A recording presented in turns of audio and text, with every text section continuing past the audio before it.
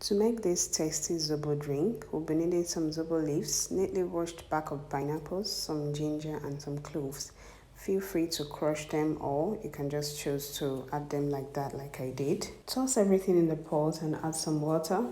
Then introduce some dates, some blended dates.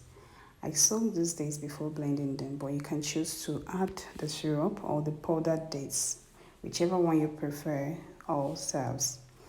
Then toss it into the pot and stir. So cover this and allow to cook for about 20 minutes. After about 20 to 30 minutes, our Zobo juice has been cooking.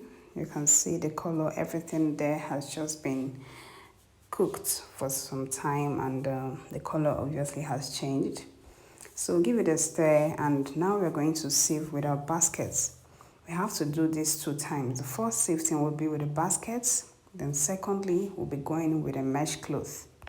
If you don't have a mesh cloth, you can also use a chiffon cloth or the cloth you normally use for your pap. So we are doing this to get rid of the residue from the initial Zobo sifts. Once we're done with this process, we have our Zobo juice ready. And we'll be sweetening it with our natural sweeteners. First, I'll be going in with my date juice. Yes, my date juice, naturally made. I'll be uploading a video where I make my date juice and how to make it.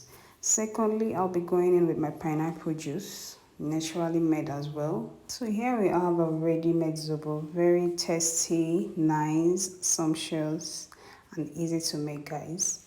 Very good for people that want to watch their weight. So you can choose to leave them in kegs for your family. It can serve as breakfast, dinner, lunch, your go-to juice any time of the day. Very nice and refreshing. You can choose to also bottle them for commercial purposes. It's quite affordable to make and a very lucrative business idea. So would you be trying this recipe? Let me know in the comment section. Bye bye.